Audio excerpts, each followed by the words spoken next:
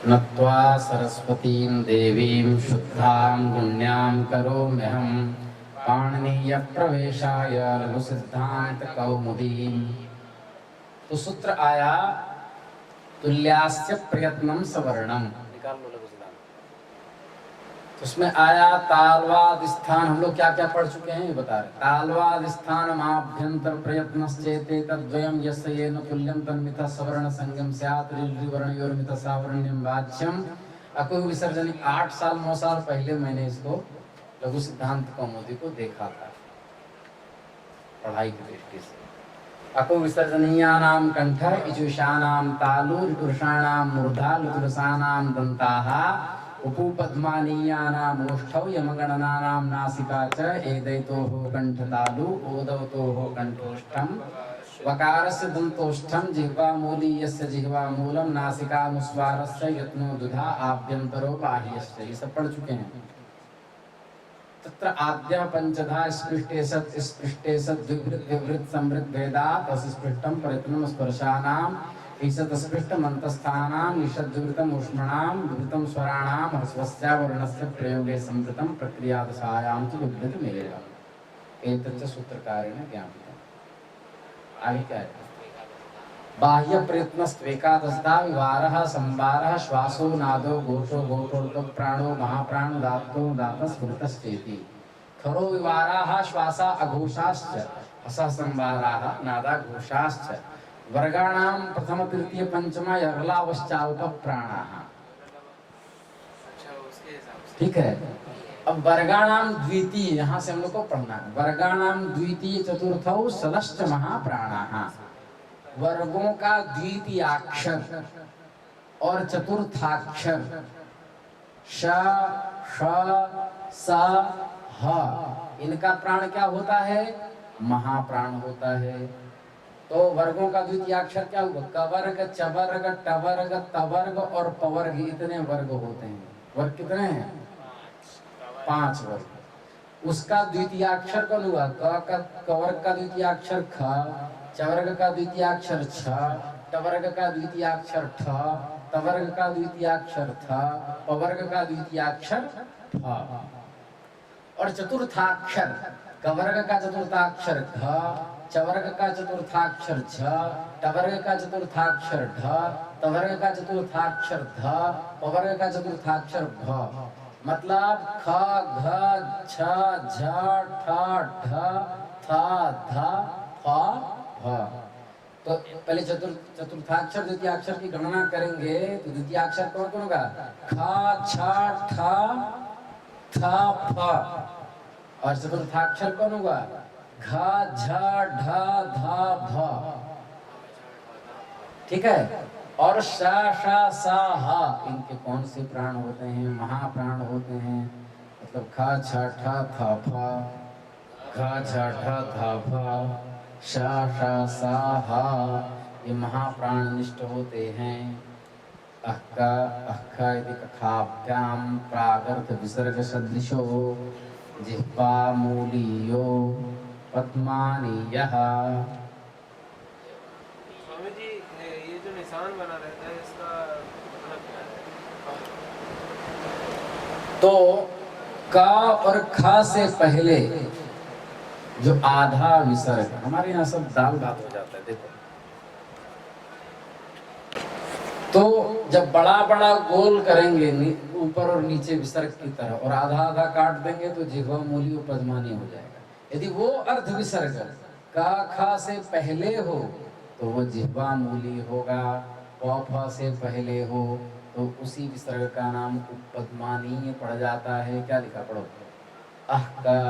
अह इति कखाभ्याम प्राक, मनुष्य पहले अर्ध विसर्ग आधा विसर्ग सदृशः जैसा दिखने वाला जिह्वा मूलीयः।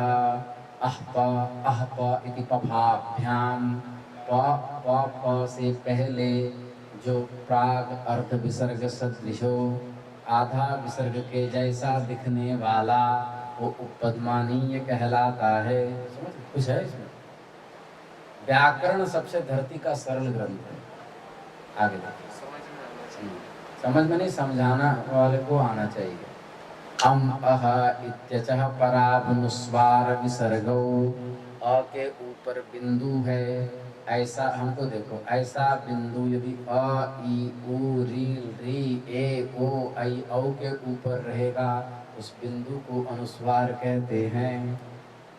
अच्छा, अ के बगल में जो बिंदु है, ऐसा बिंदु अच प्रत्याहार के अंतर्गत आने वाले वर्ण अ ई उ री री ए ओ ऐ औ के बगल में रहेगा, तो उसको विसर्ग कहते हैं। उसी को लिखा अम अह इति अचः परौ परावनुसर्ग विसर्गौ।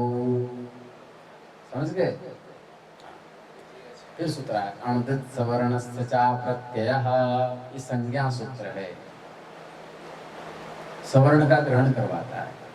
अण प्रथमा का एक वचन, उदित प्रथमा का एक वचन, सवर्णस्य षष्ठी का एक वचन, च अव्यय पदम अप्रत्ययः प्रथमा का एक वचन। अन्यत्र पठितः शब्दः अन्यत्रेण अन्वीयते, अन्यत्र पठितः अन्यत्र अन्वयः। अण का अप्रत्यय के साथ अन्वय है, उदित का च के साथ अन्वय। केवल इस सूत्र में प्रत्यय का अर्थ है प्रतीयते विधीयते इति प्रत्ययः। बाकी जगह क्या अर्थ है इसका? प्रत्ययाधिकारे पठितत्वम प्रत्ययत्वम। और यहाँ पर क्या है? प्रतीयते विधीयते इति प्रत्ययः।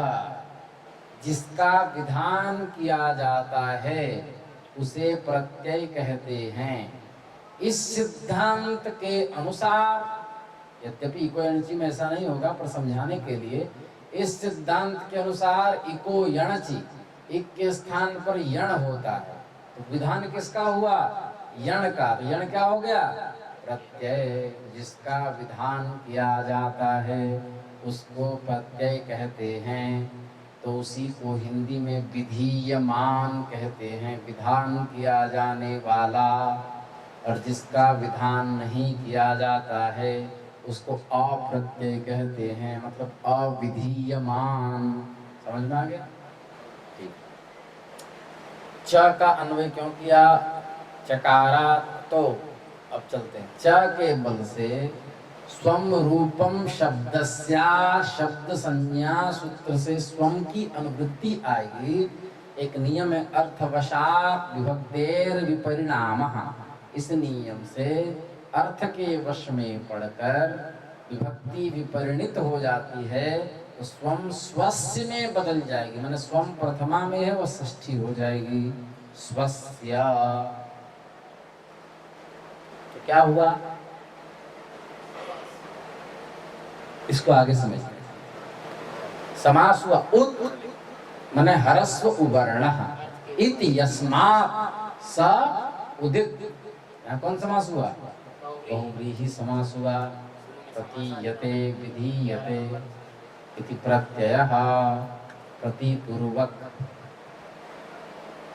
प्रतिपूर्वक इणगतौ धातु है, उससे अच प्रत्यय हुआ। कौन सा प्रत्यय हुआ? अच प्रत्यय हुआ। अच होने के बाद कर्म में अच हुआ तो प्रत्यय बना। कैसे बना? प्रति इण अच, इणकणा गया, प्रति ई अच, ई को उगंत लघु पधस्य च, यही होगा ना। साव धातु कार धातु कयो हो, ई को कर दिया गुण, प्रति ए अच, अच का अवचा, एचो यवाया वह से ए के स्थान पर अय आदेश, प्रति अय अच, इको यणचि से प्रति के तकारोत्तरवर्ती इकार को गुण यण, प्रत्ययच, च हटा दो, प्रत्ययः। ठीक है, चलिए। प्रतीयते विधीयते इति प्रत्ययः। स्वाद्योत्पत्ति होगी, सु आएगा, सजुषोरु से रुत होगा, गर्भसान से विसर्ग हो जाएगा। न प्रत्ययः अप्रत्ययः, व्याकरण ऐसे है। अप्रत्ययः जिसका विधान किया जाता है उसे प्रत्यय कहते हैं, केवल इस सूत्र में, नहीं तो गलत हो जाएगा। यानी विधीयमान और अप्रत्यय मतलब अविधीयमान अण। यहाँ अण से लेंगे लण के ना तक, अयोन के तक नहीं। अत्रैवाण परेण नकारेण, यहाँ पर अण कहने से पर के नकार तक लेना चाहिए। तो मतलब अविधीयमान अ ई उ री री ए ओ ऐ औ हा या वा रा ला, ये हुए अण। यदि इसका विधान नहीं किया जाता, ये अपने देश में स्थित रहता हो, कहीं पर इसका आदेश नहीं होता, तो वहां पर अणुदित सवर्णस्य चा प्रत्यय से उसकी सवर्ण संज्ञा का ग्राहक होगा। मतलब आ कहने से उसके आ के जितने सवर्णी हैं उसी का केवल ग्रहण होगा, उसका ग्रहण हो जाएगा 18 का। ई कहने से उसके सारे सवर्णियों का ग्रहण हो जाएगा। ये फैसिलिटी पाणिनि शास्त्र है। इंद्र चांद्र सारस्वत का तंत्र आदि व्याकरणों में ये फैसिलिटी नहीं है। तो क्या हुआ, 18 का ग्रहण हो जाएगा। यदि वो अविधीयमान होगा तो अण है ना, आ ई उ री री ए ओ ऐ औ हा या वा रा ला इतने अविधीयमान हो तो उसका सवर्ण का ग्रहण अपने आप पूरे का हो जाएगा। और कहती है आ कहने की आवश्यकता नहीं है। और उदित मतलब उत इति यस्य इति उदित या यस्मात्। उदित कौन है, तू चू तू तू पू एते उदितः। पहले पू नहीं था, पू चू तू तू पू था, आगे चल के ह्रास हो गया और नासिक हट गया। तो उपदेशे जनुनासिक इत से ऊ चू टू तू पू के ऊ की इत संज्ञा। इत संज्ञा का फल क्या है, ताकि वो उदित कहलाने लगे। उसका फल क्या है, उत है इत संज्ञक जिसका, किसका, क का उ इत संज्ञक कु, च का उ इत संज्ञक चू, ट का उ इत संज्ञक टू, त का उ इत संज्ञक तू, प का उ इत संज्ञक पू। तो जिसका उत माने हरस्व उकार की इत संज्ञा जिसकी हो गई है कुचु टू तू पू में, उसके सवर्णी का ग्रहण हो जाएगा, वो उदित है। सवर्णी का ग्रहण होगा तो क के सवर्णी कौन है, क का उच्चारण स्थान अकुह विसर्जनीयानाम कंठः, क का उच्चारण स्थान कंठ। और आभ्यंतर प्रयत्न क का क्या हुआ, बोलो, आभ्यंतर प्रयत्न का क्या हुआ, बोले स्पृष्ट हुआ प्रयत्न। तत्र स्पृष्टम प्रयत्नम स्पर्शानाम, स्पर्श संज्ञा कौन है, कादयो मां वसानाः स्पर्शाः। क से मां तक जितने भी हैं उनकी क्या हो गई, स्पर्श वर्णत्वात् स्पृष्ट आभ्यंतर प्रयत्न। तो क से लेके मां तक सब स्पृष्ट हो गए, तो कु कहने से किसका ग्रहण होगा, जिसका आभ्यंतर प्रयत्न, क का आभ्यंतर प्रयत्न उच्चारण स्थान जो है वह क से म तक लेकर जितने का भी आभ्यंतर प्रयत्न उच्चारण स्थान स्पृष्ट और कंठ है वो क कहने से ग्रहण हो जाएगा। कौन कौन,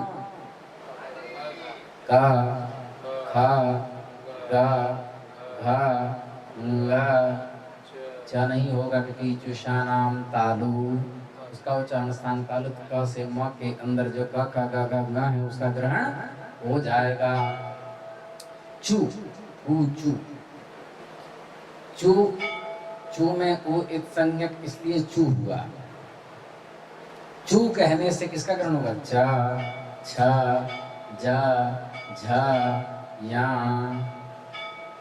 क्योंकि च का उच्चारण स्थान तालु, आभ्यंतर प्रयत्न स्पर्श वर्णत्वात् क से म के अंतर्गत होने के कारण स्पृष्ट प्रयत्न।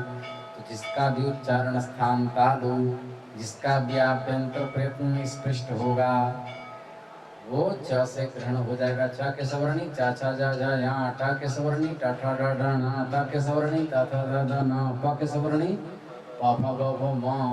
तो ये उदित च माने अविधीयमान अण, और उदित जो होगा माने क ख ग घ ङ च छ ज झ न ट ठ ड ढ ण त थ द द न प फ ब भ म, ये कु चू टू तू पू से ग्रहण हो जाते हैं। जो उदित होगा वो अविधीयमान हो चाहे विधीयमान हो, सबका ग्रहण हो जाएगा सवर्ण का। अण में केवल अविधीयमान अण के ही सवर्ण का ग्राहक होता है, पर कु चु टु तु कु में विधीयमान हो या अविधीयमान हो सबका ग्रहण हो जाएगा। इसलिए का ध्यान दें, अप्रत्यय का अन्वय केवल अण में है, च का केवल उदित में है। फलतः क्या हुआ, अण अ इ उ ऋ ऋ ए ओ ऐ औ हा या व र ल अविधीयमान हो तो अपने सवर्णों को ग्रहण करवाता है। यानी अ कहने से 18 का भेद ग्रहण होगा, ई कहने से 18 का भेद, उ कहने से 18 का भेद, कब, जब अविधीयमान होगा।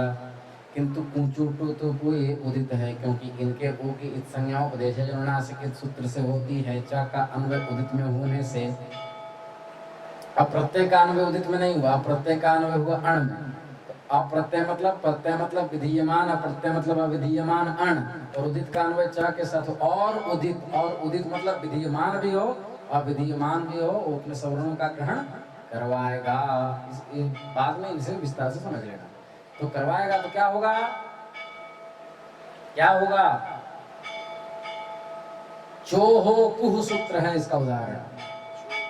कहते हैं चवर्ग चू के स्थान पर कु होता है, चू के स्थान पर, मतलब चू का आदेश नहीं हो रहा, कु होता है। कु हुआ विधीयमान और चू हुआ अविधीयमान, लेकिन दोनों हैं उदित, क्योंकि चू के भी उ की संज्ञा, कु के भी उ की संज्ञा।